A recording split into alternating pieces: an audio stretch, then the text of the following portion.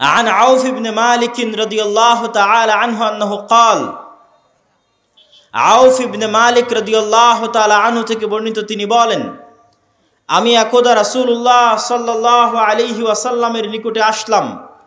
রাসূল সাল্লাল্লাহু আলাইহি ওয়াসাল্লাম আমাকে কিয়ামতের আলামত গণালেন, আমার হাতে গণালেন। তার মধ্যে একটি আলামত রাসূল সাল্লাল্লাহু আলাইহি ওয়াসাল্লাম বললেন সায়াকুনু হুদনাতুন মা'আর রোম, ইয়ানি সাতাকুনু হুদনাতুন বাইনাল মুসলিমিনা ওয়ার রোম। রোমান খ্রিস্টানদের সাথে মুসলমানদের একটি চুক্তি হবে, আর রোমান খ্রিস্টানেরা এবং মুসলমানেরা চুক্তিবদ্ধ হয়ে তৃতীয় কমন শত্রুর বিরুদ্ধে যুদ্ধ করবে, তথা রোমান খ্রিস্টানদের শত্রু আর মুসলমানদের শত্রু এক। তৃতীয় কমন শত্রুর বিরুদ্ধে মুসলমানেরা যুদ্ধ করবে। এই যুদ্ধে রোমান খ্রিস্টান এবং মুসলমানেরা বিজয়ী হবে। বিজয়ী হওয়ার পর একজন খ্রিস্টান দাঁড়িয়ে বলবে যে আমরা আজকে বিজয়ী হয়েছি লিহাজা সলিব, এই ক্রুশের কারণে, গলায় ঝুলানো ক্রুশ দেখিয়ে বলবে এটার কারণে আজকে আমরা বিজয়ী হয়েছি। তখন একজন মুসলমানের আঁতে ঘা লাগবে, সে দাঁড়িয়ে উঠে তার ক্রসটা ভেঙে দিবে। যখন ভেঙে দিবে তখন রোমান এবং মুসলমানেরা পরস্পরের বিরুদ্ধে যুদ্ধ করার জন্য দাঁড়িয়ে যাবে। রোমান খ্রিস্টান এবং মুসলমানেরা। সেই যুদ্ধের বর্ণনা রাসূলুল্লাহ সাল্লাল্লাহু আলাইহি ওয়াসাল্লাম হাদিসে বিস্তারিত বর্ণনা করছেন। عن أبي هريرة رضي الله تعالى عنه أنه قال قال رسول الله صلى الله عليه وسلم আবু হুরায়রা রাদিয়াল্লাহু তাআলা আনহু থেকে বর্ণিত তিনি বলেন রাসূল সাল্লাল্লাহু আলাইহি ওয়াসাল্লাম বলেছেন লা তাকুমুস সাআহ, কিয়ামত ততদিন পর্যন্ত সংঘটিত হবে না হাত্তা ইয়ানজিলার রোম বিল আ'মাক আও বিদাবিক, যতক্ষণ না রোমান খ্রিস্টানেরা অবতীর্ণ না হচ্ছে সিরিয়ার আমাক এবং দাবেক নামক জায়গায়। বর্তমান সিরিয়ার হালব নগরী থেকে অনতি দূরে তুরস্ক এবং সিরিয়ার সীমান্তবর্তী অঞ্চলে, বর্তমান তুরস্কের সীমানা এবং বর্তমান সিরিয়ার সীমানা, এই সীমান্তবর্তী অঞ্চলের জায়গার নাম হচ্ছে আমাক এবং দাবেক, এখনও ওই নামেই আছে। এই আমাক এবং দাবেক জায়গায় যতক্ষণ না রোমান খ্রিস্টানেরা অবতীর্ণ না হবে মুসলমানদের বিরুদ্ধে, ফায়াখরুজু ইলাইহিম জাইশুম মিনাল মাদিনাহ, আর তাদের বিরুদ্ধে যুদ্ধ করার জন্য মদিনা মুনাওয়ারা থেকে মুসলমানদের একটি সেনাবাহিনী রওনা হবে। রাসূলুল্লাহ সাল্লাল্লাহু আলাইহি ওয়াসাল্লাম বলছেন মদিনা মুনাওয়ারা থেকে বের হওয়া সেই মুজাহিদ বাহিনী খিয়ার ও আহলিল আরজ, তৎকালীন বিশ্বের সর্বোত্তম, সবচেয়ে শ্রেষ্ঠ, সবচেয়ে দামি, সবচেয়ে আল্লাহওয়ালা পরহেজগার মানুষ হবে। মদিনা মুনাওয়ারা থেকে ওই দিন যারা বের হবে যুদ্ধের জন্য, সিরিয়ার মাটিতে যুদ্ধ করার জন্য, রাসূলুল্লাহ সাল্লাল্লাহু আলাইহি সাল্লাম বলছেন খিয়ার ও আহলিল আরজ, তৎকালীন বিশ্বের সর্বশ্রেষ্ঠ আল্লাহওয়ালা পরহেজগার মানুষেরা সেই দিন মদিনা থেকে বের হবে, মদিনা মুনাওয়ারা থেকে বের হবে যুদ্ধের জন্য। যুদ্ধের কথা বর্ণনা করতে গিয়ে রাসূলুল্লাহ সাল্লাল্লাহু আলাইহি ওয়াসাল্লাম বলেন ফায়ুকাতিলুহুম ফায়ানহাজিমু সুলুসুন লা ইয়াতুবুল্লাহ তাওবাতাহুম আবাদা, ওই দিন মুসলমানেরা 3 ভাগে বিভক্ত হয়ে যাবে। এক ভাগ যুদ্ধের মাঠ ছেড়ে পালিয়ে যাবে, আল্লাহ কোনোদিন এদের তওবা কবুল করবেন না। একদল মুসলমান যুদ্ধের মাঠ ছেড়ে পালিয়ে যাবে, আল্লাহর নবী বলছেন সাল্লাল্লাহু আলাইহি ওয়াসাল্লাম লা ইয়াতুব, আল্লাহ কোনোদিন তাদের তওবা কবুল করবেন না, আবাদা, কোনোদিন আল্লাহ সুবহানাহু ওয়া তাআলা তাদের তওবা কবুল করবেন না।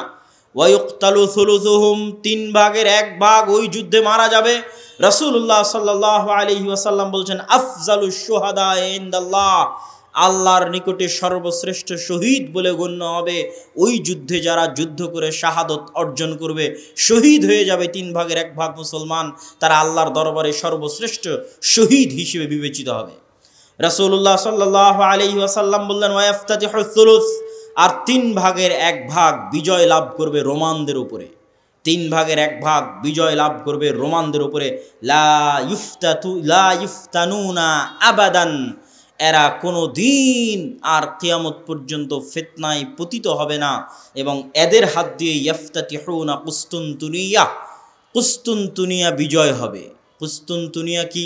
আগের হাদিসেও দেখেছেন আল্লাহর নবী বলেছে বাইতুল মাকদেসের আবাদ হওয়া, মদিনার ধ্বংস হওয়া, মহাযুদ্ধের শুরু হওয়া, কুস্তুনতুনিয়া বিজয় হওয়া, দাজ্জালের বের হওয়া। কুস্তুনতুনিয়া হচ্ছে আজকের তুরস্কের ইস্তাম্বুলকে আরবিতে বলা হয় কুস্তুনতুনিয়া, ইংরেজিতে বলা হয় কনস্টান্টিনিপল এবং বর্তমান নাম হচ্ছে ইস্তাম্বুল। তুরস্কের রাজধানী, যদিও আগে রাজধানী ছিল, এখন অফিসিয়াল রাজধানী নয়, অফিসিয়াল রাজধানী আঙ্কারা, কিন্তু তারপরও রাজধানীর মতো মান মর্যাদা যেই শহরের, সেটাই হচ্ছে ইস্তাম্বুল, কুস্তুনতুনিয়া, কনস্টান্টিনিপল। রাসূল সাল্লাল্লাহু আলাইহি ওয়াসাল্লাম বলছেন ফায়াফতাতিহুনা কুস্তুনতুনিয়া, ওই যে একদল বিজয়ী হবে রোমানদের উপর, তাদের হাতে আল্লাহ কুস্তুনতুনিয়া, কনস্টান্টিনিপল বিজয় দান করবেন। ফাবাইনামা হুম ইয়ানকাসিমুনাল গানাইম, যখন এই সমস্ত বিজয়ী মুজাহিদরা গনিমতের মাল বন্টন করবে এবং তাদের তরবারি ঝুলানো থাকবে গাছের সাথে, তখন একজন চিৎকার করে বলবে সাহা ফীহিমুশ শাইতান ইন্নাল মাসীহা ক্বাদ খালাফাকুম ফি আহলিকুম, মাসীহুদ দাজ্জাল বের হয়ে গেছে আর তোমাদের বাড়িতে বাড়িতে মাসীহুদ দাজ্জাল প্রবেশ করতেছে। এখন পর্যন্ত ইমাম মাহদি আসেননি, হয়তো এনাদের মধ্যেই ইমাম মাহদি থেকে থাকতে পারেন, তবে তিনি যে ইমাম মাহদি তা এখনও প্রকাশিত আকারে জনগণের সামনে স্পষ্ট হয়নি। হবে কখন? দাজ্জাল বের হওয়ার পরে এবং সালাতের দামেস্কের মসজিদে সালাতের পরে, যেটার বর্ণনা রাসূল সাল্লাল্লাহু আলাইহি সাল্লাম দিচ্ছেন। ফায়াখরুজুন ওয়া যালিকা বাতিল, শয়তানের এই মিথ্যা কথা শুনে তারা তরবারি নিয়ে দৌড়ে এগিয়ে যাবে কোথায়? মাসীহুদ দাজ্জাল, তার বিরুদ্ধে যুদ্ধ করার জন্য। ফাইদা জাউ শাম, তারা আস্তে আস্তে দেমাশকে চলে আসবে। দেমাশকের মসজিদে তারা কাতারবদ্ধ হয়ে সালাতের জন্য দাঁড়াবে। ইদা উকিমাতিস সালাত, যখন সালাতের ইকামত দেওয়া হবে, ফায়ানজিলু ঈসা ইবনু মারিয়াম, তখন আসমান থেকে ঈসা ইবনু মারিয়াম অবতীর্ণ হবেন। ফাআম্মাহুম ফাইদা রাআহু আদুউল্লাহ যাবা কামা ইয়াযুবুল মিলহ ফিল মা, ঈসা ইবনু মারিয়াম অবতীর্ণ হবেন ওই মসজিদে, এবং তারপরে মুসলমানেরা দাজ্জালের বিরুদ্ধে যুদ্ধ করার জন্য রওনা দিবে। এবং মসজিদে আকসার পাশে, জেরুজালেমের পাশে লুদ নামক বাবুল লুদ নামক দরজায় ঈসা আলাইহিস সালাতু ওয়াস সালামকে দেখে মাসীহুদ দাজ্জাল লবণ যেভাবে পানিতে দিলে গলে যায় সেভাবে গলতে থাকবে, এবং তার গলে শেষ হওয়ার আগেই রাসূল সাল্লাল্লাহু আলাইহি ওয়াসাল্লাম বলছেন ফালাউ তারাকাহু লানযাব হাত্তা ইয়ানহালিক, যদি ঈসা ইবনু মারিয়াম তাকে ওই অবস্থায় রেখে দিতেন তাহলে সে গলে ধ্বংস হয়ে যেত। হাত্তা ইয়াহলিক ওয়ালাকিন ইয়াকতুলুহুল্লাহ বিয়াদিহি ফায়ুরিহিম দামাহু ফি হারবাতিহি, কিন্তু আল্লাহ সুবহানাহু ওয়া তাআলা চান যে ঈসা ইবনু মারিয়ামের মাধ্যমে সে নিহত হোক, এই জন্য ঈসা ইবনু মারিয়াম তাকে হত্যা করবেন এবং দাজ্জালের রক্ত জনগণকে দেখাবেন। সম্মানিত উপস্থিতি, আরেকটি ব্যতিক্রম ধর্মী হাদিস, সেই হাদিসটা বলে আমরা আমাদের সংক্ষিপ্ত ব্যাখ্যার দিকে এগিয়ে যাব ইনশাআল্লাহ। আবু হুরায়রা রাদিয়াল্লাহু তাআলা আনহু থেকে বর্ণিত, তিনি বলেন রাসূল সাল্লাল্লাহু আলাইহি ওয়াসাল্লাম বলছেন সামি'তুম বিমাদিনাতিন জানিবুম মিনহা ফিল বার ওয়া জানিবুম মিনহা ফিল বাহর, তোমরা একটি শহরের কথা শুনেছ যেই শহরের এক সাইডে সমুদ্র এবং আরেক সাইডে মাটি। রাসূলুল্লাহ সাল্লাল্লাহু আলাইহি ওয়াসাল্লামের উত্তরে সাহাবীগণ বললেন জি আমরা শুনেছি। রাসূল সাল্লাল্লাহু আলাইহি ওয়াসাল্লাম বলছেন লা তাকুমুস সাআহ হাত্তা ইয়াগজুহা ৭০,০০০ মিন বনি ইসহাক, ততক্ষণ পর্যন্ত কিয়ামত হবে না যতক্ষণ না বানু ইসহাকের ৭০,০০০ মানুষ তাদের বিরুদ্ধে যুদ্ধ না করছে। আর তারা সেই দিন যুদ্ধ করবে ওই শহর বিজয়ের জন্য, আর ওই শহর বিজয়ের জন্য ফালাম ইউকাতিলু বিসালাহ, কোনো অস্ত্রপাতি লাগবে না ওই শহর বিজয় করতে। ওয়ালাম ইয়ারমু বিসাহমিন, কোনো তীর নিক্ষেপ করা লাগবে না ওই শহর বিজয় করতে। ক্বালু লা ইলাহা ইল্লাল্লাহু আল্লাহু আকবার, তারা শুধু আল্লাহু আকবার ধ্বনি দিবে, তাকবীর ধ্বনি দিবে, ফায়াসকুতু আহাদু জানিবাইহা, ওই শহরের একটি প্রাচীর ধসে পড়ে যাবে। তারপরে দ্বিতীয়বার যখন তারা তাকবীর ধ্বনি দিবে তখন শহরের আরেকটি প্রাচীর ধসে পড়ে যাবে। তারা তৃতীয়বার যখন তাকবীর ধ্বনি দিবে তখন শহরের আরেকটি প্রাচীর ধসে পড়ে যাবে। ফাইফাররাজুলাহুম ফায়াদখুলুহা, তারা বিজয়ী বেশে ওই শহরে প্রবেশ করবে। ফায়াগনামু ফাবাইনাহুমা ইয়াকতাসিমুনাল মাগানিম, যেই মুহূর্তে তারা বিজয়ী বেশে শহরে প্রবেশ করবে আর গনিমতের মাল বন্টন করবে, তখন শয়তান চিৎকার করে বলবে, তোমাদের ঘরে দাজ্জাল প্রবেশ করে গেছে। সম্মানিত উপস্থিতি, পরপর আমরা 4টা হাদিস দেখলাম। এই 4টা হাদিস এক একজন এক একভাবে ব্যাখ্যা করতে পারে। আমি আগেও বলেছি যে যতদিন এই জিনিসগুলো না ঘটবে ততদিন এই জিনিসগুলোর প্রকৃত ব্যাখ্যা কেউ জানবে না। কিন্তু আমার কাছে সংক্ষিপ্তভাবে যেটা মনে হয়েছে যে উমরান ও বাইতুল মাকদেস আবাদ হওয়া, কেউ কেউ ব্যাখ্যা করে এই যুগের যে বাইতুল মাকদেস আবাদ হওয়া মানে ইহুদিরাই জেরুজালেম দখল করে নিবে এবং সেখানে বিশাল রাজধানী প্রতিষ্ঠা করবে। প্রতিষ্ঠা করার মাধ্যমে সে এটা পৃথিবীর একটি জাঁকজমকপূর্ণ একটা বিশাল বড় শহর, লন্ডন দুবাইয়ের মতো একটা বড় শহরে পরিণত হয়ে যাবে জেরুজালেম, যেটা থাকবে তাদের হাতে, আমাদের হাতে নয়। কেউ বলেছেন এটা। আর আমার কাছে সংক্ষিপ্তভাবে মনে হয়েছে যে উমরান ও বাইতুল মাকদেস আবাদ হওয়া মানে মুসলমানদের হাতেই বাইতুল মাকদেস থাকবে এবং মুসলমানেরাই বাইতুল মাকদেস বিজয় করবে এবং সেখানে সালাত সিয়াম সকল কিছু বাস্তবায়ন হবে এবং বাইতুল মাকদেস মুসলমানদের হাতে আগেই বিজয় হবে, তথা যে ঘটনাগুলো পরবর্তীতে সংঘটিত হচ্ছে সেগুলোর আগেই মুসলমানদের হাতে বাইতুল মাকদেস থাকবে। কখন থাকবে আল্লাহ সুবহানাহু ওয়া তাআলা ভালো জানে। এবং বাইতুল মাকদেসের বিজয় হওয়া মানে মদিনার ধ্বংস হওয়া কি? হয়তো মদিনা অনাবাদ হয়ে যেতে পারে, মদিনার যে শান শওকত সেই শান শওকতে কমতি আসতে পারে, যে কোনো কারণে আসতে পারে। যেহেতু মুসলমানেরা বাইতুল মাকদেস ফিরে পেয়েছে সেহেতু বাইতুল মাকদেস কেন্দ্রিক মুসলমানদের নতুন কিছু তৈরি হতে পারে। যেমন উমাইয়া খেলাফাত আমলে যখন আবদুল্লাহ ইবনে জুবাইরের হাতে মক্কা এবং মদিনা ছিল, তখন উমাইয়া খলিফারা মক্কা মদিনা জিয়ারত করতে না পারার কারণে তারা তাদের সকল ধন সম্পদ খরচ করত বাইতুল মাকদেসের পিছনে। তথা এই মসজিদকে কেন্দ্র করে মুসলমানদের একটা ব্যস্ততা, শহর বন্দর সকল কিছু গড়ে উঠবে এই শহরকে কেন্দ্র করে এবং মদিনা অনাবাদ হয়ে যাবে। মদিনা অনাবাদ হয়ে গেলে যুদ্ধ শুরু হবে। কোন যুদ্ধ? যেই যুদ্ধ আমরা আলোচনা করলাম, এই যুদ্ধকে রাসূল সাল্লাল্লাহু আলাইহি সাল্লাম বলছেন আল মালহামা আল কুবরা।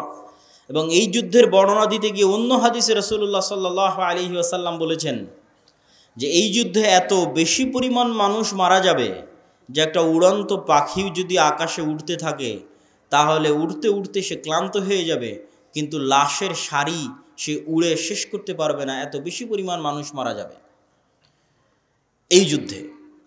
আর এই যুদ্ধের পরপরই কুস্তুনতুনিয়া বিজয় হবে।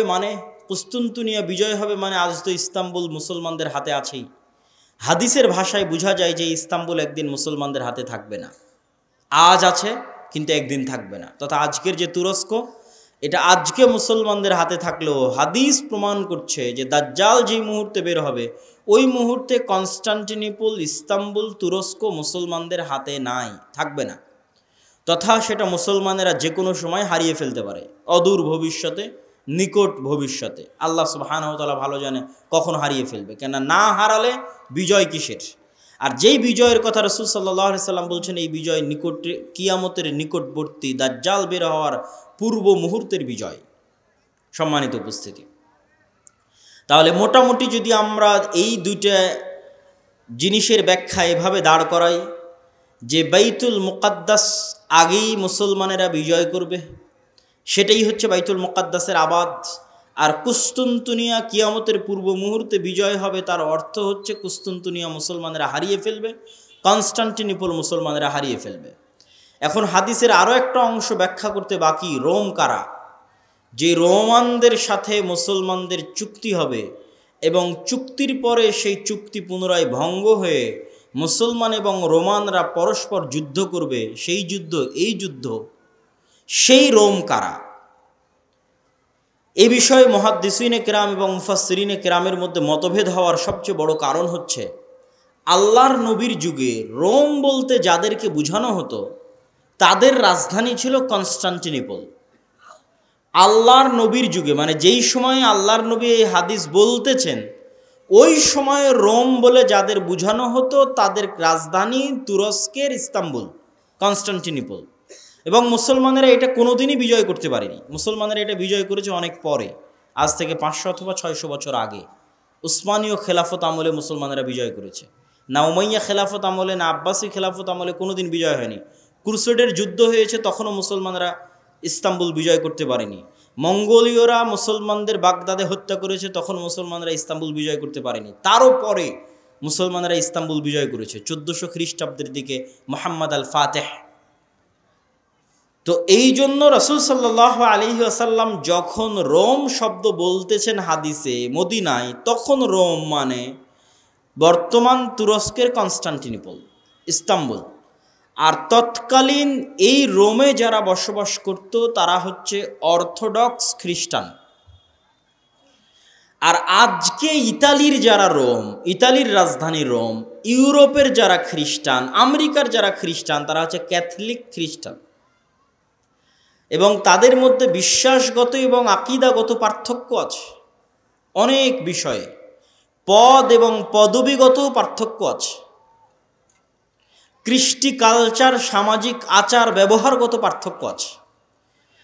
তাহলে রোম বলতে আমরা যদি তৎকালীন রোম ধরি, তথা অর্থোডক্স খ্রিস্টানদের হাতে যখন কনস্টান্টিনোপল ছিল, সেই অর্থোডক্স খ্রিস্টানেরা এখন বসবাস করে রাশিয়ায়।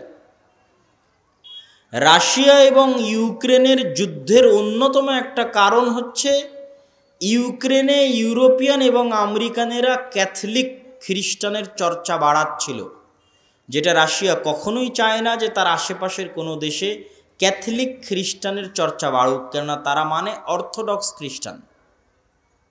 এবং আমার এর উপর বিস্তারিত ভিডিও আছে ইতিসাম টিভিতে, রাশিয়া এবং ইউক্রেনের উপর, যেখানে এই পয়েন্টে আরও বিস্তারিত ইন ডিটেইলস আলোচনা করা আছে।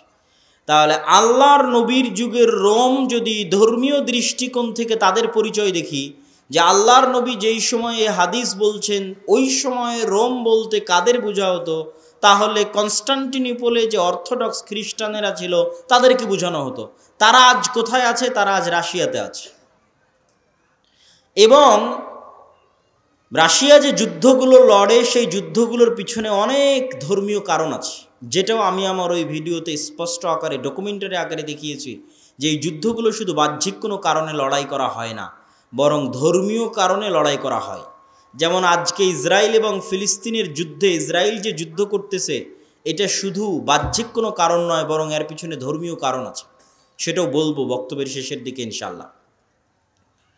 আর যদি বলি যে না তারা নয়, তাহলে ইতালির রাজধানী যে রোম, ইতালির রাজধানী রোম মানে আজকের ইউরোপ, আজকের আমেরিকা, যারা আমাদের বিরুদ্ধে ক্রুসেডের যুদ্ধ করার জন্য এসেছিল কয়েক শতাব্দী আগে, বাইতুল মুকাদ্দাস খ্রিস্টানেরা দখল করেছিল, সুলতান সালাহুদ্দিন আইয়ুবী বিজয় করেছিলেন, সেই ক্রুসেডাররা, তাদের সাথে মুসলমানদের চুক্তি হবে, তৃতীয় কোনো পক্ষের বিরুদ্ধে মুসলমানেরা তাদেরকে সাথে করে নিয়ে যুদ্ধ করবে, সেই যুদ্ধে রোমানরা আর মুসলমানেরা বিজয়ী হবে। তারপরে রোমানদের একজন বলবে ক্রুশের কারণে বিজয়ী হয়েছিলাম, এক মুসলমান উঠে ভেঙে দিবে, তখন আবার তারা পরস্পর মুখোমুখি দাঁড়িয়ে যাবে। আর এই যুদ্ধ হচ্ছে মালহামা, যেটা সিরিয়াতে হবে। আজকের যে ফিলিস্তিন, আজকের যে ইসরায়েল, এগুলোও সিরিয়া, আজকের যে জর্ডান, এগুলোও সিরিয়া। সেই যুদ্ধ হবে সিরিয়াতে। আর ওই যুদ্ধে মুসলমানদের হেডকোয়ার্টার হবে গোতা নামক জায়গায়, যে গোতা নামক জায়গাটি হচ্ছে সিরিয়ার রাজধানী দামেস্ক থেকে অনতি দূরে। আর সেই যুদ্ধে রোমানদের হেডকোয়ার্টার হবে আমাক এবং দাবেক নামক জায়গায়, যা বর্তমান সিরিয়া এবং তুরস্কের সীমান্তবর্তী অঞ্চলে এখনও সেই নামে সেই জায়গা পরিচিত এবং জানা যায়। সম্মানিত উপস্থিতি, আজকে দাজ্জালের যে লম্বা হাদিস আছে, সেই লম্বা হাদিস থেকেও দুই একটা পয়েন্ট বলে এই মাটি, এই অঞ্চলের গুরুত্ব বোঝানোর আজকের এই পর্বের আলোচনার আমরা শেষের দিকে চলে যাব ইনশাআল্লাহ। দাজ্জালের হাদিস আপনারা সকলেই জানেন, কিন্তু সেই হাদিসে যে জায়গাগুলোর কথা দাজ্জাল বলেছে, আমরা সেটাই একটু সংক্ষিপ্তভাবে তুলে ধরব। আপনারা তামিম আদ-দারি রাদিয়াল্লাহু তাআলা আনহুর বিখ্যাত হাদিস, যদি শ্রদ্ধেয় শায়েখ আব্দুর রাজ্জাক বিন ইউসুফ তার বক্তব্য শুনে থাকেন তাহলে শুনতে আরও মজা লাগবে, কিন্তু আমি শুধু ব্যাখ্যা করব যে ওখানে দাজ্জাল যে জায়গাগুলোর কথা বলে ওই জায়গাগুলো কি এবং কোথায়।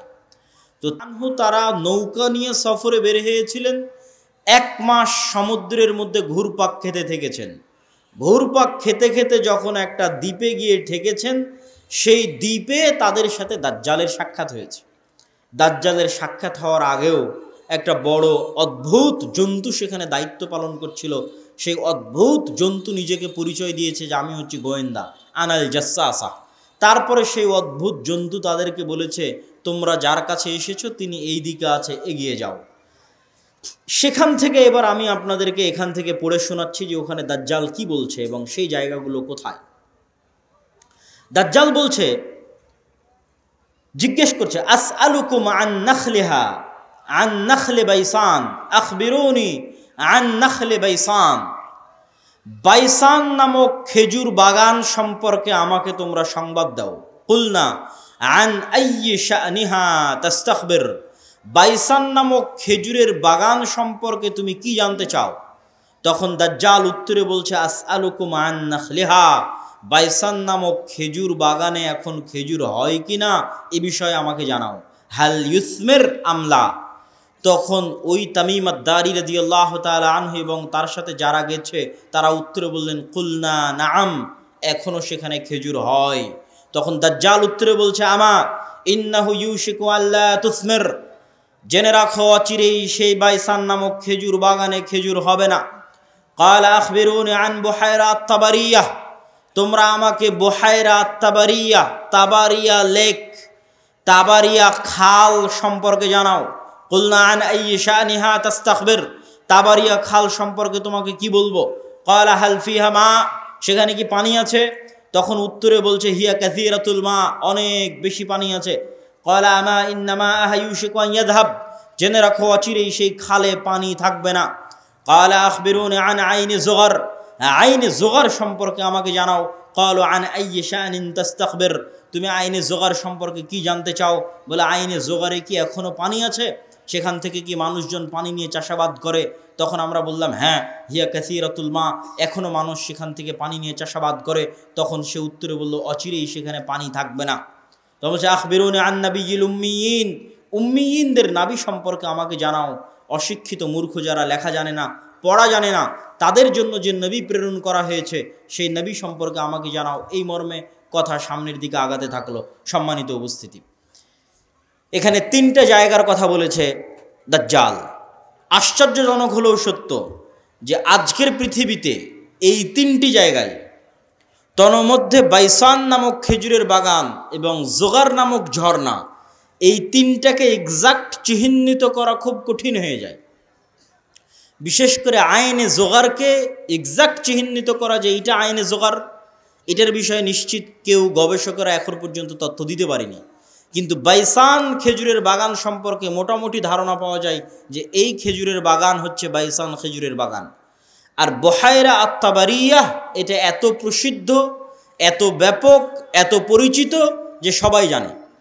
এমনকি ইসরায়েলে সারা পৃথিবী থেকে শত শত খ্রিস্টান এই বুহাইরা আত-তাবারিয়া দেখার জন্য যায়। এই জন্য দেখার জন্য যায়, তারা মনে করে তাদের তাওরাত, তাদের বাইবেলে ঈসা আলাইহিস সালাতু ওয়াস সালামের যত মোজেজার কথা বলা আছে, সকল মোজেজা তিনি দেখিয়েছিলেন বুহাইরা তাবারিয়ার উপরে অথবা বুহাইরা তাবারিয়ার পাশে। সেই মোজেজা যদি হয় অন্ধ ব্যক্তিকে চক্ষুস্মান করে দেওয়া, সেই মোজেজা যদি হয় টাকওয়ালা ব্যক্তির মাথায় চুল গজিয়ে দেওয়া, সেই মোজেজা যদি হয় মৃত ব্যক্তিকে জীবিত করা, এগুলোর অধিকাংশ মোজেজা তাদের বিশ্বাস অনুযায়ী ঈসা আলাইহিস সালাতু ওয়াস সালাম এই লেক, এই খালের পাশে অথবা তার উপরে তিনি করে দেখিয়েছিলেন, এই জন্য তারা দেখতে আসে। এবং এইটা চলমান বর্তমান ইসরায়েলের সীমানার অন্তর্ভুক্ত। এবং আনুমানিক গবেষণা অনুযায়ী বাইসানের খেজুরের বাগান এবং যোগারের ঝর্ণা এবং তাবারিয়ার লেক 3টাই বর্তমান ইসরায়েলের সীমানার অন্তর্ভুক্ত, যেই জায়গাগুলোর কথা এই হাদিসে দাজ্জাল তামিম আদ-দারি রাদিয়াল্লাহু তাআলা আনহুকে জিজ্ঞেস করতেছে। তাহলে একদম যদি আমরা সামারি এবং সারমর্ম করি, তাহলে কিয়ামতের পূর্ব মুহূর্তে যা যা সংঘটিত হবে সব বড় বড় ঘটনা এই মাটিতে, এই জমিনে সংঘটিত হবে, শামের মাটিতে সংঘটিত হবে। আল মসজিদুল আকসা, বাইতুল মুকাদ্দাস কেন্দ্রিক যে এরিয়া, যে জগৎ, যে দেশ, সেখানে সংঘটিত হবে। এবং আমি আমার অতীতের বক্তব্যগুলোতে বলেছি যে বাইতুল মুকাদ্দাসই একমাত্র কারণ পৃথিবীর, যেই কারণে পৃথিবীর 90% মানুষ যুদ্ধে জড়িয়ে যেতে পারে, যেই কারণে পৃথিবীর 90% মানুষ যুদ্ধে জড়িয়ে যেতে পারে, তার অন্যতম একটি কারণ হচ্ছে মসজিদে আকসা। কেননা পৃথিবীর তিনটা ধর্মের মানুষ এই মসজিদের দাবিদার। ইহুদিরা দাবিদার, খ্রিস্টানেরা দাবিদার, আমরা মুসলমানেরা দাবিদার।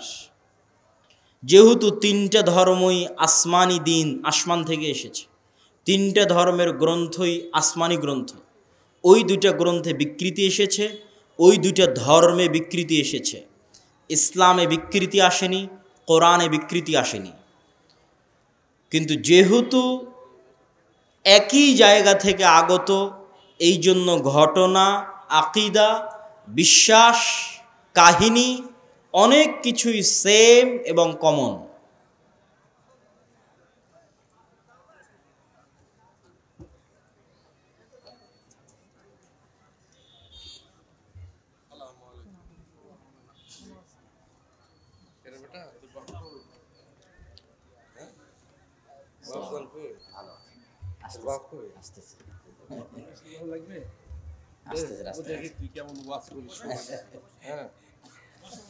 তো সম্মানিত উপস্থিতি, আমরা যে বিষয়ে আলোচনা করছিলাম যে বর্তমান মসজিদে আকসা এবং বর্তমান বাইতুল মুকাদ্দাস পৃথিবীর তিনটা ধর্মের নিকটে পবিত্র স্থান। আর এই পবিত্র স্থান হওয়ার কারণ হচ্ছে এই তিনটা ধর্মই আব্রাহামিক রিলিজিয়ান, সেমেটিক রিলিজিয়ান। এই তিনটা ধর্মই মিল্লাতে ইব্রাহিমের দাবিদার, তথা ইব্রাহিম আলাইহিস সালাতু ওয়াস সালামের হিস্ট্রি, ইতিহাসের সাথে কানেক্টেড। আর সেমেটিক রিলিজিয়ান মানে নূহ আলাইহিস সালাতু ওয়াস সালামের 3 সন্তান তার সাথে নৌকায় উঠেছিলেন। একজনের নাম ইয়াফেস, একজনের নাম হাম, আর একজনের নাম সাম। ইয়াফেসের বংশধরেরা হচ্ছে সাদা চামড়া, ইউরোপ, আমেরিকা, রাশিয়া। সামের বংশধরেরা হচ্ছে সেমেটিক তথা মেটে, শ্যামা, হালকা সাদা, হালকা শ্যামা, হালকা মেটে। India, Pakistan, Bangladesh, Saudi, Kuwait, Qatar, Bahrain, এরা হচ্ছে সামের বংশধর। হাম হচ্ছে আফ্রিকান, টোটাল আফ্রিকান এরিয়া হচ্ছে নূহ আলাইহিস সালামের সন্তান হামের বংশধর। তো পৃথিবীতে আল্লাহ যত নবী পাঠিয়েছেন সকল নবী সামের বংশে পাঠিয়েছেন। সামের বংশে ইব্রাহিম আলাইহিস সালাতু ওয়াস সালাম। এই জন্য একটা মজার জিনিস, যারা অনলাইনে আমাদের দেখছেন তারা মনে রাখতে পারেন যে কালার ডিসক্রিমিনেশনের শিকার যারা হন ইউরোপ এবং আমেরিকায়, গায়ের রঙের কারণে ডিসক্রিমিনেশনের শিকার হওয়া, বৈষম্যের শিকার হওয়া, কেননা তাদের মধ্যে একটা আভিজাত্য বোধ কাজ করে যে আমি হচ্ছি সাদা চামড়ার, আর এশিয়া থেকে যারা এসেছে তারা সাদা চামড়ার নয়। আপনি দীর্ঘদিন থাকলে এই জিনিসটা ভিতর থেকে অনুভব করতে পারবেন, এই বৈষম্য। তো এটা আপনারা মজার জিনিস জেনে রাখতে পারেন যে ইউরোপ, আমেরিকা তারা যতই সাদা চামড়ার হোক, তারা যেই নবীকে সম্মান করে, শ্রদ্ধা করে, সেই নবী সাদা চামড়ার ছিলেন না। মানে ঈসা আলাইহিস সালাতু ওয়াস সালাম, ঈসা আলাইহিস সালাতু ওয়াস সালামের গায়ের রং আর আমার নবী মুহাম্মদ সাল্লাল্লাহু আলাইহি ওয়াসাল্লামের গায়ের রং এক। মানে শ্যামা, মেটে, সাদা চামড়ার সাদা নয়। তথা গোটা ইউরোপ এবং আমেরিকার মানুষ যেই নবীর অনুসারী, যেই নবীর মূর্তি তাদের গির্জায় বানিয়ে রেখেছে, যেই নবীর মা মারিয়াম আলাইহা সালাতু ওয়াস সালামের মূর্তি তাদের গির্জায় বানিয়ে রেখেছে, তারা কেউই সাদা চামড়ার ছিলেন না। এই জন্য বলেছি সেমেটিক রিলিজিয়ান। তথা আল্লাহ সুবহানাহু তাআলা সামের বংশে সকল নবী দিয়েছে, ইব্রাহিমের বংশে পরবর্তী সকল নবী পাঠিয়েছে। পৃথিবীর তিনটা ধর্ম ইব্রাহিম আলাইহিস সালাতু ওয়াস সালামের মিল্লাতের দাবিদার। এর কিছু কমন উদাহরণ আপনাকে দিই। ইব্রাহিম আলাইহিস সালাতু ওয়াস সালামকে আমরা বলি ইব্রাহিম, তারা বলে আব্রাহাম। ইব্রাহিম আলাইহিস সালাতু ওয়াস সালামের ছেলে ইসহাককে আমরা বলি ইসহাক, তারা বলে আইজ্যাক, আইজ্যাক নিউটন। যিনি আইজ্যাক তিনি ইসহাক। ইসহাক আলাইহিস সালাতু ওয়াস সালামের ছেলেকে আমরা বলি ইয়াকুব আলাইহিস সালাতু ওয়াস সালাম, তারা বলে জ্যাকব। যিনি জ্যাকব তিনি ইয়াকুব। ইয়াকুব আলাইহিস সালাতু ওয়াস সালামের ছেলে ইউসুফ আলাইহিস সালাতু ওয়াস সালামকে আমরা বলি ইউসুফ, তারা বলে জোসেফ। সেন্ট জোসেফ স্কুল মানে Hazrat Yusuf school, there is no difference, কোনো পার্থক্য নাই। যদি আপনি বলেন সেন্ট জোসেফ স্কুল, তাহলে ওরা আপনি যে ইউসুফকে জানেন তাকে উদ্দেশ্য করছে, যে হজরত ইউসুফ আলাইহিস সালাতু ওয়াস সালাম স্কুল। এভাবে আমরা যাকে বলছি দাউদ আলাইহিস সালাতু ওয়াস সালাম, তারা তাকে বলছে ডেভিড। জাস্ট নামের উচ্চারণের পার্থক্য, কিন্তু ঘটনার মধ্যে মিল আছে। আমরা বলছি নূহ, তারা বলছে নোয়াহ। ঘটনার বর্ণনা ধারা বিবরণীতে কিছুটা পার্থক্য আছে, কিন্তু মূল ঘটনাগুলো একই। তথা সম্মানিত উপস্থিতি, তো আমরা আলোচনা করছিলাম ইহুদি, খ্রিস্টান এবং ইসলাম, এই তিনটে ধর্ম আব্রাহামিক রিলিজিয়ান। এই জন্য ঘটনার ধারা বিবরণীতে পার্থক্য হলেও মূল ঘটনা একই। তথা তাওরাত এবং ইঞ্জিলে আজও লেখা আছে যে মানুষ বানর থেকে তৈরি হয়নি, মানুষ আদম আলাইহিস সালাম থেকে তৈরি হয়েছে। আমরা বলছি আদম, তারা ওভাবেই বলতেছে। আমরা বলছি হাওয়া, তারা বলছে ইভ। হাওয়া আলাইহিস সালাতু ওয়াস সালামের নামটা চেঞ্জ হয়ে গেছে, ঘটনা একই। আমরা যেমন আমাদের কোরআনে মহাপ্লাবনের ঘটনা আছে নূহ আলাইহিস সালাতু ওয়াস সালামের, কাছাকাছি ওই রকমই মহাপ্লাবনের ঘটনা আজও তাওরাত এবং ইঞ্জিলে আছে। ঘটনার ধারা বিবরণীতে পার্থক্য হতে পারে, কেন ওগুলো বিকৃত হয়ে গেছে। ঠিক তেমনি কুরবানির কথা, ইব্রাহিম আলাইহিস সালাম তার সন্তানকে কুরবানি করছেন, এই কথা তাওরাত জাবুর ইঞ্জিলেও আছে। কিন্তু তারা পরিবর্তন করে দিয়েছে যে ইব্রাহিম আলাইহিস সালাম ইসহাক আলাইহিস সালাতু ওয়াস সালামকে কুরবানি করছেন, আর কোরআন বলছে ইব্রাহিম আলাইহিস সালাতু ওয়াস সালাম ইসমাইলকে কুরবানি করছেন। তো যাক, আমরা সরাসরি বাইতুল মুকাদ্দাসের দিকে চলে আসি এবং আমার বক্তব্যের শেষের দিকে এগিয়ে যাওয়ার চেষ্টা করব। তো ইব্রাহিম আলাইহিস সালাতু ওয়াস সালামের দুই সন্তান ইসহাক এবং ইসমাইল। আজকের পুরো পৃথিবীর ইসরায়েল কেন্দ্রিক যে পলিটিক্স, ফিলিস্তিন কেন্দ্রিক যে পলিটিক্স, এটা যদি বুঝতে চান তাহলে আপনাকে এই জিনিসটা ক্লিয়ার কনসেপ্ট রাখতেই হবে যে আসলে কেন এই জিনিসগুলো ঘটতেছে। তো ইব্রাহিম আলাইহিস সালাতু ওয়াস সালামের দুই সন্তান ইসহাক এবং ইসমাইল। ইসহাক আলাইহিস সালাতু ওয়াস সালাম হচ্ছেন সারা আলাইহা সালাতু ওয়াস সালামের সন্তান, আর ইসমাইল হচ্ছে হাজেরা আলাইহা সালাতু ওয়াস সালামের সন্তান। ইব্রাহিম আলাইহিস সালাতু ওয়াস সালাম সারার সন্তান ইসহাককে নিয়ে থাকতেন জেরুজালেমে। ইব্রাহিম আলাইহিস সালাতু ওয়াস সালাম থাকতেন কোথায়? জেরুজালেমে। আল্লাহ কোরআনে বলছেন নাজ্জাইনাহু ওয়া লূতান ইলাল আরদিল্লাতী বারাকনা ফিহা লিল আলামিন। আমি ইব্রাহিমকে আশ্রয় দিয়েছি এই মাটিতে, লূতকে আশ্রয় দিয়েছি এই মাটিতে, যেই মাটিতে আমি বরকত রেখেছি সারা পৃথিবীর মানুষের জন্য, ওই মাটি জেরুজালেমের মাটি। লূত আলাইহিস সালাতু ওয়াস সালামের শহর উল্টিয়ে দেওয়ার পরে আল্লাহ তাকে আশ্রয় দিয়েছেন জেরুজালেমে। আর ইব্রাহিম আলাইহিস সালাতু ওয়াস সালাম তিনি যখন ইরাক থেকে হিজরত করে এসেছেন, তখন আল্লাহ সুবহানাহু ওয়া তাআলা তাকে আশ্রয় দিয়েছেন জেরুজালেমে। তার বাপ আজর তাকে ইরাকের ব্যাবিলন নগরী থেকে তাড়িয়ে দিয়েছিলেন। তাহলে ইব্রাহিম আসলেন জেরুজালেমে, লূত আসলেন জেরুজালেমে। ইব্রাহিমের সন্তান ইসহাক ছিল জেরুজালেমে, ইসহাকের সন্তান ইয়াকুবও ছিল জেরুজালেমে। আর ইব্রাহিম আলাইহিস সালাতু ওয়াস সালাম আরেক সন্তান ইসমাইলকে রেখে আসলেন 1500 কিলোমিটার দূরে মক্কায় কাবা ঘরের পাশে। তাহলে একই সাথে একই সময়ে আল্লাহ ইব্রাহিম আলাইহিস সালামের দুই সন্তানকে দিয়ে পৃথিবীর দুইটা মসজিদ আবাদ করাচ্ছেন। আল্লাহর নবী এবং পবিত্র কোরআন বলছে ইন্না আউওয়ালা বাইতিন উযিআ লিন-নাস বিবাক্কা, পৃথিবীর বুকে প্রথম মসজিদ তৈরি হয়েছে মক্কায় আল্লাহর ইবাদতের জন্য। আর আল্লাহর নবী বলছেন মক্কার 40 বছর পর, কাবার 40 বছর পর মসজিদ তৈরি হয়েছে আল মসজিদ আল আকসা, বাইতুল মুকাদ্দাস।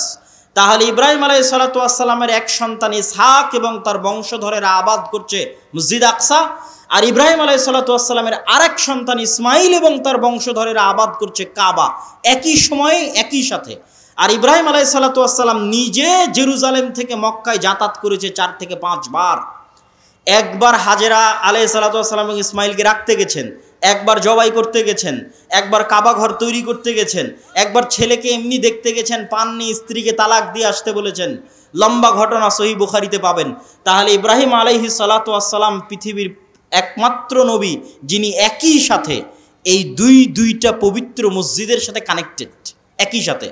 হুয়া ইব্রাহিম আলাইহিস সালাতু ওয়াস সালাম, তিনি ইব্রাহিম আলাইহিস সালাতু ওয়াস সালাম 5 বার মক্কা থেকে ফিলিস্তিন জেরুজালেম যাতায়াত করেছেন। এবার আসেন হিস্ট্রি সামনের দিকে আগাতে থাকলো। ইউসুফ আলাইহিস সালাম কুয়ায় পড়ে মিশরের বাজারে বিক্রি হয়ে গেলেন। আজকে যেমন ফিলিস্তিন আর মিশর পাশাপাশি, গাজায় আপনি ত্রাণ পাঠাতে পারবেন না মিশর ছাড়া, ওই কালেও একই অবস্থা ছিল, ফিলিস্তিন মিশর পাশাপাশি। ফিলিস্তিনের কুয়াতে পড়ে বিক্রি হলেন মিশরে, মিশরে অর্থমন্ত্রী হলেন, বাপ ভাই দাদা সবকে ডেকে পাঠালেন। 70 জনের পরিবারের বিশাল বহর নিয়ে ইয়াকুব আলাইহিস সালাম গেলেন মিশরে। এই প্রথম ইসহাকের বংশধরেরা ফিলিস্তিন ছেড়ে মিশর চলে গেল। মিশরে ইউসুফ আলাইহিস সালামের রাজত্ব এবং তার পরবর্তীদের রাজত্ব 1-150 বছর থাকলো। তারপরে যখন বিরোধী পার্টি ক্ষমতায় চলে আসলো তথা ফেরাউন, কিবতীরা যখন ক্ষমতা দখল করে নিল, তো আগের ক্ষমতায় যারা সবচেয়ে বড় জোট ছিল ওদেরকে হত্যা করতে লাগলো। আগের ক্ষমতায় যে বাদশাহ ছিল মিশরের, তার সবচেয়ে বড় জোট ছিল বানু ইসরাইল, ইউসুফ আলাইহিস সালাম। তো এদেরকে হত্যা করো। আর ফেরাউন জানতো যে আমি ক্ষমতা হারালে এদের কাছে ক্ষমতা হারাবো, অতএব এদের শিশুদের হত্যা করো যেন আমার ক্ষমতা দখল করার মতো কেউ না আসে। وَإِذْ نَجَّيْنَاكُمْ مِنْ آلِ فِرْعَوْنَ يَسُومُونَكُمْ سُوءَ الْعَذَابِ يُذَبِّحُونَ أَبْنَاءَكُمْ وَيَسْتَحْيُونَ نِسَاءَكُمْ। আমি তোমাদেরকে ফেরাউনের কবল থেকে বাঁচিয়েছি, যেই ফেরাউন তোমাদের ছেলে সন্তানদের জবাই করত। আল্লাহ পবিত্র কোরআনে বলছেন ছেলে সন্তানদের জবাই করত। আজকের ফেরাউন বানু ইসমাইলের ছেলে সন্তানদেরকে গাজায় হত্যা করতেছে। দিন পরিবর্তন হয়েছে, টার্গেট একই। কেননা তারা জানে যে এই ফিলিস্তিন থেকে এমন সন্তান বের হবে যাদের হাতে তাদের পতন অনিবার্য, পতন অবশ্যম্ভাবী। এই জন্য বেরি যেন হতে না পারে, এই জন্য আগে শিশুই হত্যা করে দাও, যেমন ফেরাউন হত্যা করত। সম্মানিত উপস্থিতি, তারপরে ফেরাউনের অত্যাচারে থেকে বানু ইসরাইলকে বাঁচানোর জন্য আল্লাহ মুসা আলাইহিস সালামকে পাঠালেন। মুসা আলাইহিস সালামের লম্বা ঘটনা, তিনি বানু ইসরাইলকে সাথে করে নিয়ে পালিয়ে যাচ্ছেন। ফেরাউনকে আল্লাহ লোহিত সাগরে ডুবিয়ে হত্যা করলেন। হত্যা করার পর মুসা আলাইহিস সালাম ফেরত মিশরে যাননি কেন? এই জন্য মিশরে ফেরত যাননি যে মুসা আলাইহিস সালাম পালিয়ে যাচ্ছিলেন না, মুসা আলাইহিস সালাম ইজ রিটার্নিং ব্যাক, ফেরত যাচ্ছিলেন। কোথায় ফেরত যাচ্ছিলেন? 400 বছর আগে ওনার বাপদাদা ইয়াকুব এবং ইয়াকুবের সন্তান 70 জন এবং ইউসুফ ওই যে জেরুজালেম ছেড়ে মিশরে আসছে, ওই জেরুজালেম বাপদাদার আদিভিটা, সেখানে ফিরে যাচ্ছিলেন। ইতিহাসের সত্য মিথ্যা জানা যায় না, কিন্তু ইতিহাসে লেখা আছে যে ইউসুফ আলাইহিস সালাম মিশরে মারা গেলেও তাকে তিনি ওসিয়ত করে গেছিলেন কবর দেওয়ার জন্য জেরুজালেমে। আর মুসা আলাইহিস সালামের কথা তো সহিহ বুখারীতে রাসূল সাল্লাল্লাহু আলাইহি ওয়াসাল্লাম বর্ণনা করতেছেন, যেটা ধারা বিবরণীতে আমি আসব। তো আপনি যদি আজকের ম্যাপে দেখেন, লোহিত সাগর পার হয়ে ফিলিস্তিনে যাবেন, মিশর থেকে লোহিত সাগর ক্রস করে ফিলিস্তিনে যাবেন, গুগল ম্যাপে দেখবেন ফিলিস্তিনে ঢোকার আগে বিশাল মরুভূমি, সিনাই মরুভূমি। আর ওই ফিলিস্তিনে তখন বসবাস করত তৎকালীন বিশ্বের সবচেয়ে শক্তিশালী গোত্র, তাদের নাম আমালেকা গোত্র। তো ওদের সাথে যুদ্ধ করে জিতে জেরুজালেম জয় করতে হবে, এই জন্য অপেক্ষায় বসে আছেন সিনাই মরুভূমিতে। সিনাই মরুভূমি যেহেতু মরুভূমি, আর লোহিত সাগরের পানি যেহেতু লবণাক্ত, এই জন্য কোনো খাবার নাই, না মরুভূমিতে কোনো ফলমূল হয়, না মরুভূমিতে কোনো পানি আছে। এই জন্য সূরা বাকারায় বানু ইসরাইলের ঘটনা পড়ে দেখবেন যে আল্লাহ মুসা আলাইহিস সালামকে বললেন, তুমি লাঠি দিয়ে পাথরে আঘাত করো, তোমার সম্প্রদায়ের জন্য ঝর্ণা তৈরি করে দিচ্ছে। তুমি আল্লাহর কাছে দোয়া করো, আর জান্নাত থেকে মান্না এবং সালোয়া পাঠিয়ে দিচ্ছে। জান্নাত থেকে পাখির আকারে এবং গাছে ঝুলন্ত আকারে, বাড়ির উপরে গাছে ঝুলন্ত আকারে জান্নাত থেকে মান্না এবং সালোয়া আসতো, কেননা মরুভূমিতে কোনো খাবার ছিল না। তারপরে মুসা আলাইহিস সালাম তাদের নিয়ে জেরুজালেম বিজয় করতে যাবেন মর্মে যুদ্ধের ঘোষণা দিলেন। এরা ছিল নিমক হারাম কওম। আল্লাহর এত বড় নিয়ামত দেখার পরও এরা বলল, ইযহাব আনতা ওয়া রাব্বুকা ফাকাতিলা, মুসা আপনি আর আপনার আল্লাহ গিয়ে যুদ্ধ করেন, আমরা যুদ্ধ করতে পারবো না। বলেন নাউজুবিল্লাহ। এই জন্য মুসা আলাইহিস সালাম জেরুজালেম বিজয় করতে পারেননি। তখন মুসা আলাইহিস সালাম আল্লাহর কাছে দোয়া করেছিলেন যেন আমার লাশ, আমার মৃত্যু যেন জেরুজালেমের এত নিকটে হয় যে একটা ঢিল মারলে, যেন জেরুজালেম থেকে বাইতুল মুকাদ্দাস থেকে একটা ঢিল মারলে আমার কবরে এসে পড়ে। মুহাম্মদ সাল্লাল্লাহু আলাইহি ওয়াসাল্লাম বুখারীর হাদিসে বলছেন, আমি যদি আজ ফিলিস্তিনে থাকতাম তোমাদের দেখাতাম যে কোথায় মুসা আলাইহিস সালামের কবর আছে। সম্মানিত উপস্থিতি, তারপরে ধারা বিবরণী আমি সংক্ষিপ্ত আকারে আজকের পর্যন্ত আপনাকে আমি বুঝিয়ে দিচ্ছি। তারপরে ইউশা বিন নুনের মাধ্যমে জেরুজালেম বিজয় হলো। আমার আগের বক্তব্য শুনে দেখবেন আল্লাহ জেরুজালেম বিজয়ের দিন সূর্যকে থামিয়ে দিয়েছিলেন। সূর্যকে থামিয়ে দিয়ে ইউশা বিন নুন জেরুজালেম বিজয় করেছিলেন। তারপরে আস্তে আস্তে আস্তে আস্তে দাউদ এবং সুলাইমান আলাইহিস সালাম আসলেন। দাউদ এবং সুলাইমান আলাইহিস সালাম পৃথিবীর সবচেয়ে বড় রাজত্ব জেরুজালেমে কায়েম করলেন। সুলাইমান আলাইহিস সালাম দ্বিতীয়বার মসজিদ আকসা নির্মাণ করালেন জিনদেরকে দিয়ে। আর পৃথিবীর অত শক্তিশালী, অত বড় রাজত্ব পৃথিবীতে আগে আর কোনোদিন হয়নি, পরেও কোনোদিন হবে না, সেটা কায়েম হলো জেরুজালেমে। তারপরে দাউদ এবং সুলাইমানের পরে আস্তে আস্তে চলে আসলেন ঈসা আলাইহিস সালাম। ঈসা আলাইহিস সালামের মা মারিয়াম কোন মসজিদের খাদেম ছিলেন? মসজিদ আকসার খাদেম ছিলেন। ঈসা আলাইহিস সালাম কোন শহরে জন্ম নিয়েছেন? এই জেরুজালেম, এই নগরীতে জন্ম নিয়েছেন। এই জন্যই তো আপনি খ্রিস্টানদের যদি বলেন তোমাদের গোটা দুনিয়া দিয়ে দিব, ইউরোপ আমেরিকা, জেরুজালেম দিব না, তাহলে হবে না। কেননা এখানে তারা যাকে নবী বলে শ্রদ্ধা করছে তার স্মৃতি এই শহরে আছে। ঈসা আলাইহিস সালাতু ওয়াস সালামের স্মৃতি এই শহরে আছে। ঈসা আলাইহিস সালামের আম্মা মারিয়াম আলাইহা সালাতু ওয়াস সালামের স্মৃতি এই মসজিদে আছে। আর ইহুদিদের স্মৃতি আছে এই যে মুসা, দাউদ, সুলাইমান, তাদের লম্বা স্মৃতি বললাম। ইয়াহইয়া এবং জাকারিয়া আলাইহিমুস সালাতু ওয়াস সালাম এই শহরেই ছিলেন। ঈসা আলাইহিস সালাতু ওয়াস সালাম দিয়ে আল্লাহ বানু ইসরাইলের নবী দেওয়া বন্ধ করে দিলেন। ওই যে ইসহাক আলাইহিস সালাতু ওয়াস সালাম থেকে শুরু হয়ে গোটা দুনিয়ার হিস্ট্রি আপনাকে 5 মিনিটে বলে দিলাম। ঈসা আলাইহিস সালাতু ওয়াস সালামে এসে আল্লাহ বানু ইসরাইলের নবী পাঠানো স্টপ। ওই যে এবার 5000 বছর যাবত ইব্রাহিমের আর এক সন্তান, তার সন্তানেরা আবাদ করতেছে মক্কায় কাবা, 1000 বছর যাবত আবাদ করতেছে। আল্লাহ ওটাকে সেভ রেখেছিলেন। পৃথিবী আল্লাহ সুবহানাহু ওয়া তাআলা কিভাবে ফাংশন করবেন এটা তার পূর্ব পরিকল্পিত, পূর্ব প্ল্যান। সেই ফাংশন করার জন্য ইব্রাহিম আলাইহিস সালাতু ওয়াস সালামের এই সন্তানে মাত্র একজন নবী আল্লাহ সুবহানাহু ওয়া তাআলা পাঠিয়েছেন, তিনি হচ্ছেন আমাদের নবী মুহাম্মদ সাল্লাল্লাহু আলাইহি ওয়াসাল্লাম, যিনি মক্কায় আসলেন। মক্কায় এসে তিনি নবীর দাবি করলেন এবং হেরাক্লিয়াসের দরবারে আবু সুফিয়ানকে জিজ্ঞেস করা হলো যে মুহাম্মদ সাল্লাল্লাহু আলাইহি ওয়াসাল্লামের পূর্বে কি আর কেউ নবী দাবি করেছিল? আবু সুফিয়ান বলল, না, মুহাম্মাদের পূর্বে মক্কায় আর জীবনে কোনোদিন কেউ নবী দাবি করেনি। হেরাক্লিয়াস বলল, যদি বলতে যে তার পূর্বে কেউ নবী দাবি করেছিল তাহলে আমি বলতাম দেখা দেখি নবী দাবি করছে। যেহেতু পূর্বে কেউ নবী দাবি করেনি, অতএব ভাবতে হবে যে মুহাম্মদ সাল্লাল্লাহু আলাইহি ওয়াসাল্লাম কেন নবী দাবি করছেন। তুমি আমাকে বলো, ওই মক্কায় মুহাম্মদ সাল্লাল্লাহু আলাইহি ওয়াসাল্লামের পূর্বে কেউ কি রাজা বাদশাহ ছিল? আবু সুফিয়ান বলছে, না, কেউ তো রাজা বাদশাহ ছিল না। 1000 বছর যাবৎ আমরা জানি না যে এই বংশে, এই অঞ্চলে কোনোদিন রাজত্ব ছিল, বরং আজীবন এরা রোমান এবং পারস্য এম্পায়ারের অধীনে তাদের জীবন কাটেছে। ওখানে কোনোদিন রাজত্ব তৈরি হয়নি, মক্কা কেন্দ্রিক কোনো রাজত্ব তৈরি হয়নি। তখন বলছে, তাহলে তো অবশ্যই ভাবতে হয়, যদি তুমি বলতে এখানে কোনোদিন রাজা ছিল তাহলে আমি বলতাম যে বাপের দেখা দেখি, বাপদাদার সম্পত্তি, বাপদাদার রাজত্ব ফিরে পাওয়ার জন্য এখন নিজে নবুয়তের দাবি করছে। যেহেতু মক্কা কেন্দ্রিক কোনোদিন রাজত্ব তৈরি হয়নি, মক্কায় কোনোদিন কেউ নবী দাবি করেনি, আবার তোমরা বলছো যে ওখানে ইব্রাহিমের সুন্নাত পাওয়া যায়, মানে হেরাক্লিয়াস স্বপ্নে দেখেছিল আরবদের মধ্যে যারা খাতনা করে। হেরাক্লিয়াস সব পাদ্রীদের ডেকে বলছে, কারা খাতনা করে? পাদ্রীরা বলল, শুধু ইহুদিরা খাতনা করে। বললাম, না, আমি স্বপ্নে দেখেছি আরবদের মধ্যে কারা খাতনা করে। আরবদের মধ্যে কেউ খাতনা করে আমি তো জানি না। তখন আবু সুফিয়ানকে ডেকে নিয়ে এসে জানা গেল মক্কার কুরাইশরা যুগ যুগ ধরে খাতনা করে আসতেছে। কেন? মক্কার কুরাইশদের আদি পিতা তো ইসমাইল আলাইহিস সালাতু ওয়াস সালাম, যিনি ইব্রাহিমের সন্তান। এটা ইব্রাহিমের সুন্নাত, মিল্লাতে ইব্রাহিমের সুন্নাত। সম্মানিত উপস্থিতি, এই জায়গায় হলো সুপারিয়রিটিতে ধাক্কা।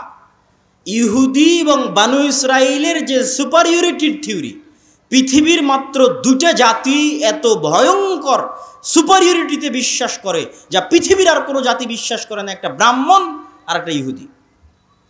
হিন্দুদের মধ্যে যে 4টা গ্রুপ আছে তার মধ্যে একটা হচ্ছে ব্রাহ্মণ।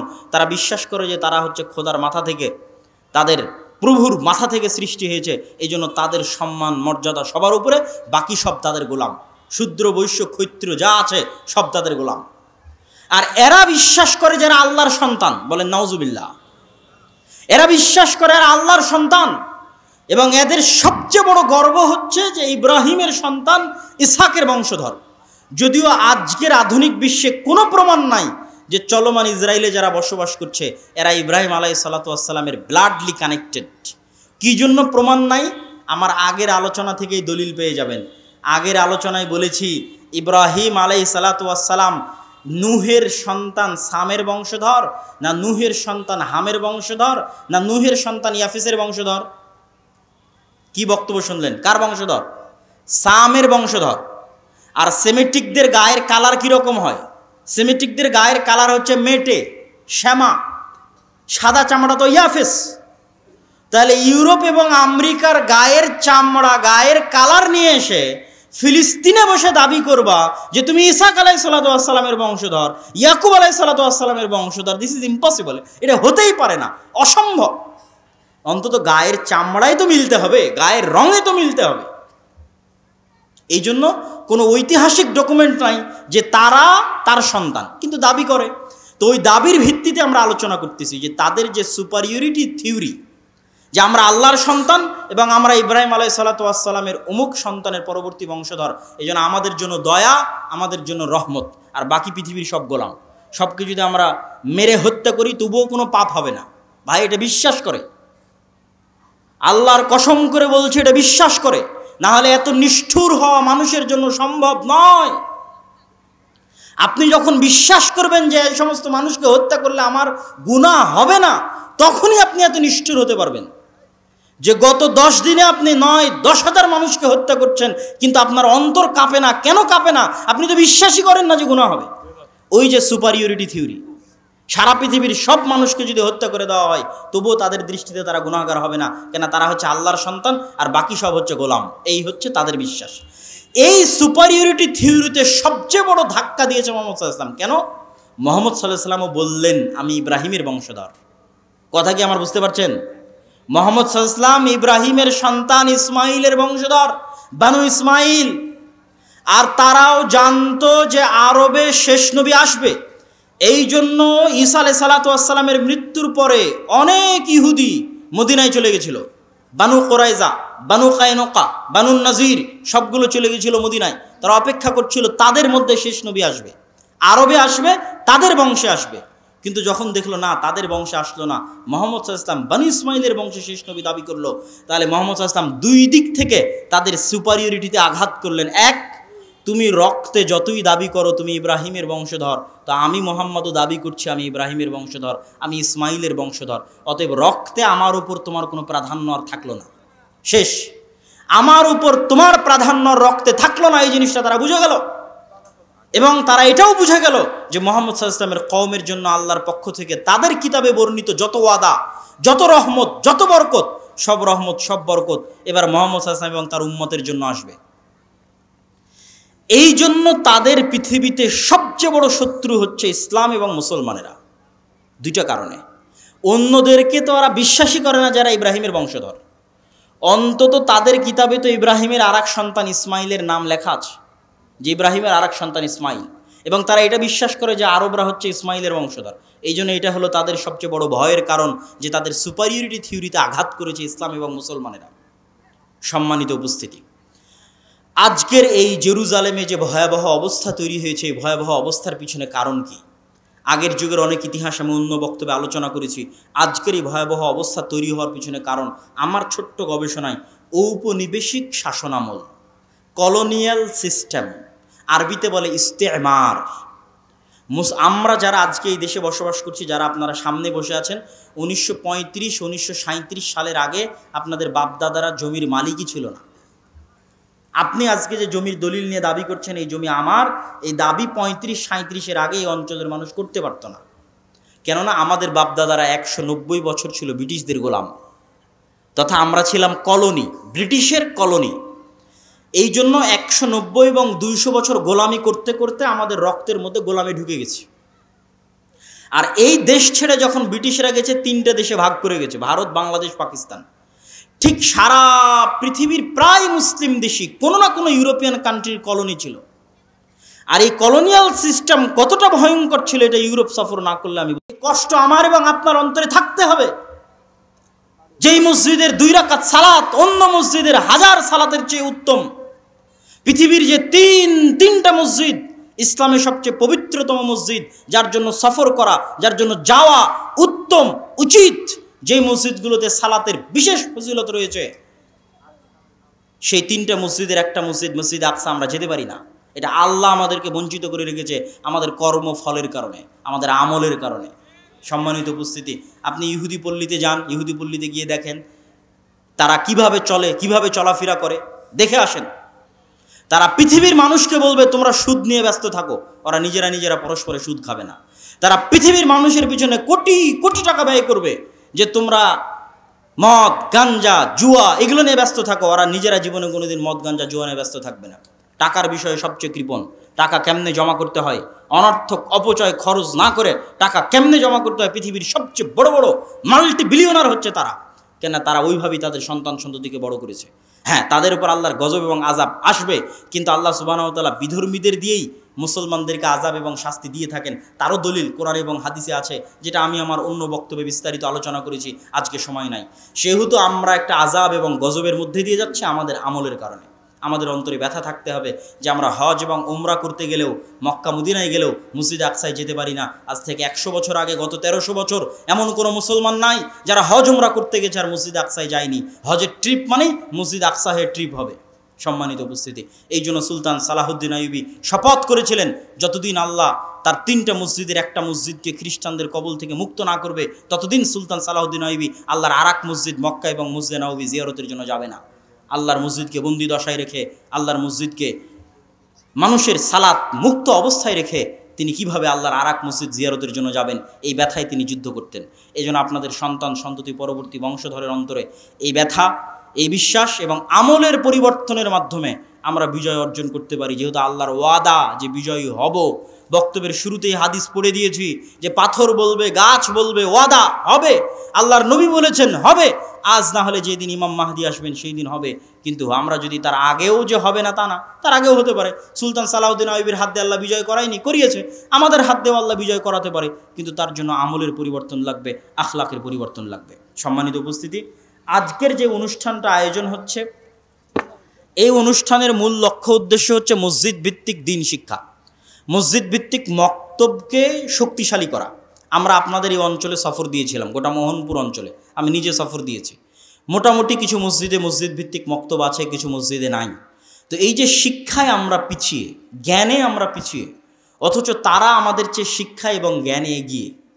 তো আমাদের যে জ্ঞানে পিছিয়ে এবং বিশেষ করে ধর্মীয় জ্ঞানে আরও পিছিয়ে, কেননা আমাদের দেশের 90% ছেলে মেয়ে যায় স্কুলে আর 2 থেকে 3% যায় মাদ্রাসায়। ওই যে 90 থেকে 95% গেল স্কুলে, তাদের জন্য কোনো একাডেমিক সিলেবাস নাই দিন শেখানোর। যদি না আমরা মসজিদগুলোকে দিন শিক্ষার দিক থেকে শক্তিশালী না বানাতে পারি, শক্তিশালী প্রতিষ্ঠান না বানাতে পারি, তাহলে আমাদের পরবর্তী প্রজন্ম হবে কোরআনবিহীন, আমাদের পরবর্তী প্রজন্ম হবে দ্বীনের জ্ঞানবিহীন, যা আমাদের উপরে জাতিগতভাবে আল্লাহর আযাব আসার জন্য বাধ্য করবে। তথা আমরা আজকে বাংলাদেশে বসে আসি, গাজার জন্য প্রতিবাদ করছি, কয়দিন পর দেখবেন যে আমরাই গাজা হয়ে গেছি। কথা বুঝতে পেরেছেন? যদি আমরা আমাদের আমল এবং আখলাকে পরিবর্তন না আনি, কেননা গাজা হওয়ার মতো সকল ক্রাইটেরিয়া এই দেশে মজুদ আছে। কি এই দেশে মজুদ আছে? এটা পৃথিবীর একমাত্র মুসলিম দেশ যার পাশে কোনো মুসলিম দেশ নাই। তথা এটা যদি কোনো দিন গাজা হয়, তাহলে গাজার চাইতে ভয়ঙ্কর পরিবেশ তৈরি হবে। কেননা গাজার পাশে অন্তত মিশর তো আছে, মাটির তল দিয়ে খুঁড়ে মিশর থেকে তারা ত্রাণ এবং পণ্য এনে কোনো মতে বাঁচতে পারতেছে। কিন্তু আপনার দেশ যেই দিন গাজা হয়ে যাবে, সেই দিন আপনার এখানে ত্রাণ পাঠানোরও কেউ থাকবে না। এই জন্য বাঁচার রাস্তা কি? যদি এই দেশের স্বাধীনতা এবং সার্বভৌমত্ব রক্ষা করতে চান, দ্বীন এবং আমলে ফিরে আসতে হবে। পরবর্তী প্রজন্মদের কাছে বেসিক দ্বীনের জ্ঞান দিতে হবে। তার জন্য মসজিদে টাইলস এবং এসির আগে মক্তব চালু করতে হবে। আমি এমনও মসজিদ সফর করেছি যেই মসজিদে টাইলস আছে, এসি আছে, আমি রাগ করে বলেছি মসজিদে মক্তব নাই। আমি রাগ করে বলেছি আপনারা টাইলসগুলো খুলে বাজারে বিক্রি করেন, এসিটা খুলে বাজারে বিক্রি করেন, তো মসজিদে মক্তব চালু করেন। আমাদের মুসলমানদের কনসেপ্ট দেখেন, আমাদের যারা আরব বিশ্বের বড় বড় দেশ তাদের কনসেপ্ট দেখেন, পর্যটন আর বিনোদন। আর পাশে ইসরায়েলকে দেখেন, শিক্ষা জ্ঞান। আমাদেরকে দেখেন, আমরা হচ্ছে এসি টাইলস, শিক্ষা জ্ঞানের কোনো গুরুত্ব নাই। তাহলে আমরা যদি গোলাম না হই, কারা পৃথিবীতে গোলাম থাকবে? সম্মানিত উপস্থিতি, এই জন্য আজকে আপনারা যারা এখানে উপস্থিত হয়েছেন প্রত্যেকেই আজকের এই প্রোগ্রামগুলো আমরা যেগুলো করছি, আর দাওয়া ইলাল্লাহর অধীনে এটার মূল লক্ষ্যই হচ্ছে মসজিদগুলোতে মক্তব শিক্ষা চাঙ্গা করা, মজবুত করা। তো আপনারা যারা এখানে বিভিন্ন অঞ্চল, বিভিন্ন এলাকা থেকে উপস্থিত হয়েছেন, আপনাদের যে মসজিদগুলোতে মক্তব আছে আমাদের সিলেবাস নিয়ে যাবেন। সালাফি কনফারেন্স রাজশাহী 23 ও 24 নভেম্বর, আল জামিয়া সালাফিয়া ডাঙ্গিপাড়া পবা রাজশাহীতে আসবেন। আপনাদের মক্তবের জন্য সিলেবাস নিয়ে যাবেন, উন্নত মানের সিলেবাস। এবং মক্তবগুলোকে কেন্দ্রীয়ভাবে সেন্ট্রালি ম্যানেজমেন্ট করার জন্য আমাদের পক্ষ থেকে সার্বিক সুযোগ সুবিধা আপনাদেরকে দেওয়া হবে। আর যদি কোনো মসজিদে মক্তব বন্ধ থাকে, সেটাকে চালু করার জন্য কি কি উদ্যোগ নেওয়া যায় সেটার জন্য আপনারা যোগাযোগ করতে পারেন। কিন্তু যে মসজিদগুলোতে চালু আছে তারা দ্রুত গতিতে চেষ্টা করেন আমাদের সাথে সম্পৃক্ত হয়ে ওই মসজিদগুলোর ইমামদেরকে শিক্ষাগত ট্রেনিং দেওয়ার মাধ্যমে এবং ওই মসজিদের সিলেবাসের মান বাড়ানোর মাধ্যমে ওইটাকে একটা প্রতিষ্ঠানে রূপান্তর করা। মসজিদেই থাকবে, মসজিদের মধ্যেই থাকবে, কিন্তু ফাংশন করবে প্রতিষ্ঠানের মতো, যাতে আমরা পরবর্তী প্রজন্মদের কাছে দিনের সঠিক জ্ঞান পৌঁছে দিতে পারি। আর দাওয়া ইলাল্লাহ উদ্যোগ নিয়ে আমরা ইতিমধ্যে বাংলাদেশের 4টে জেলার 126টা মসজিদ সফর করেছি, 250-এর অধিক মসজিদে মক্তব উদ্বোধন করেছি। অতএব আপনাদের কাছে উদাত্ত আহ্বান থাকবে এই প্রজেক্টের সাথে আপনারা সম্পৃক্ত হন। যে মসজিদে মক্তব আছে সেই মক্তবকে চাঙ্গা করার জন্য আমাদের সিলেবাস নেন, আমাদের ট্রেনিং নেন, আমাদের ম্যানেজমেন্ট সিস্টেম নেন। যেই মসজিদে মক্তব নাই সেখানে চালু করার জন্য আমাদের ডাকেন, আমরা সফর দিই, বক্তব্য দিই, চালু করার জন্য সহযোগিতা করি। আর আজকের এই অনুষ্ঠান এবং এখানেও যে মক্তবগুলো পরিচালিত হয় মোহনপুর এবং বাগমারায়, সেই মক্তবগুলোর উন্নয়নের লক্ষ্যে, তাদের সহযোগিতার লক্ষ্যে আমাদের আজকের এই অনুষ্ঠান। অতএব আপনারা এই প্রজেক্টে দান করার চেষ্টা করবেন, সহযোগিতা করার চেষ্টা করবেন। আপনাদের একটা টাকার মাধ্যমেও যদি মুসলমানের একটা সন্তানও কোরআন শিখে, আলিফের একটা অক্ষর শিখে, তো আপনি কবরে চলে গেছেন, 500 বছর হয়ে যাবে, 1000 বছর হয়ে যাবে, কিন্তু আপনার নেকির দরজা বন্ধ হবে না ইনশাআল্লাহ। যেমন আজকে আমরা মাগরিব এবং এশার সালাত যারা পড়েছি, মাগরিব এবং এশার সালাতে আমরা যে সূরা ফাতিহা পড়েছি, আমাকে যিনি শিখিয়েছিলেন তিনিও নেকি পেয়েছে। তার আগে আল্লাহর নবী পর্যন্ত যতজন আমার কাছে এই সূরা ফাতিহা পৌঁছানোর জন্য কাজ করেছে, সবাই আমার এই সূরা ফাতিহা পড়ার নেকি পেয়েছে। বলেন আল্লাহু আকবার। অতএব এই নেকি থেকে বঞ্চিত হবেন না। আমি দায়িত্বশীল এবং স্বেচ্ছাসেবক ভাই যারা আছে তাদেরকে বলবো, আপনারা ভিতরে প্রবেশ করেন। আর আমার বক্তব্যের পরে সম্মানিত এমপি মহোদয়, যিনি আজকের আমাদের প্রধান অতিথি, তিনি আপনাদের সামনে আলোচনা করবেন। তারপরে আমাদের শ্রদ্ধেয় ওস্তাদ শেখ আব্দুর রাজ্জাক বিন ইউসুফ হাফিজাউল্লাহ, তিনিও আপনাদের সামনে আলোচনা পেশ করবেন ইনশাআল্লাহ। কই স্বেচ্ছাসেবক ভাইয়েরা? তানজিল ভাই, স্বেচ্ছাসেবকরা নাই? জি, স্বেচ্ছাসেবক ভাইয়েরা আপনারা ভিতরে যান। আপনারা কেউই না, এখনই করুক। আপনারা কেউই এই দান থেকে মুক্ত থাকবেন না, দান থেকে বিরত থাকবেন না।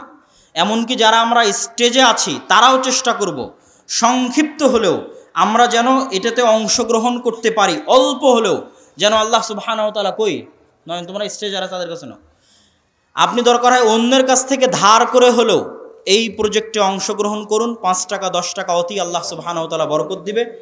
এবং আমরা আল্লাহ সুবহানাহু ওয়া তাআলার কাছে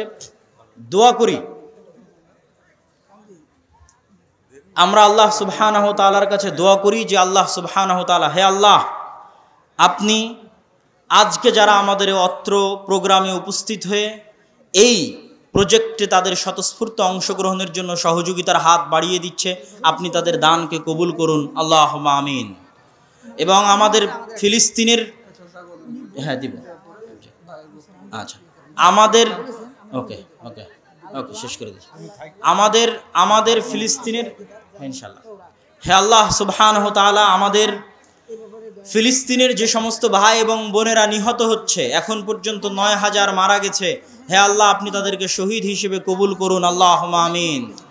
হে আল্লাহ, গাজার মুসলমানদের উপর পৃথিবীর স্মরণকালের ভয়াবহ যে অত্যাচার, যে জুলুম চলতেছে, আপনি তাদের উপর থেকে সেই জুলুম, সেই অত্যাচার উঠিয়ে নিন, আল্লাহুম্মা আমিন। হে আল্লাহ, ইন্নাকা আলা কুল্লি শাইইন কাদির, আপনি আপনার শক্তি, আপনি আপনার ক্ষমতা, আপনি আপনার সাহায্য সহযোগিতা মুসলমানদের জন্য পাঠিয়ে দিন, আল্লাহুম্মা আমিন। হে আল্লাহ, আপনি আমাদের জন্য সুলতান আন নাসিরা, এমন একজন শাসক পাঠান যেই শাসকের হাত দিয়ে আমরা পুনরায় মসজিদে আকসা, বাইতুল মুকাদ্দাস বিজয় করতে পারবো, আল্লাহুম্মা আমিন। হে আল্লাহ, আজকে যারা এই দানে অংশগ্রহণ করছে, আপনি তাদের এই দানকে কবুল করুন, আল্লাহুম্মা আমিন। আমাদের যারা পূর্বে মারা গেছে তাদের কবরকে প্রশস্ত করে দিন, আল্লাহুম্মা আমিন। আপনারা কেউই এই দান থেকে বিরত থাকবেন না। স্টেজে যারা আমরা আছি তারাও অংশগ্রহণ করব। কেউই আপনারা এই দান এবং এই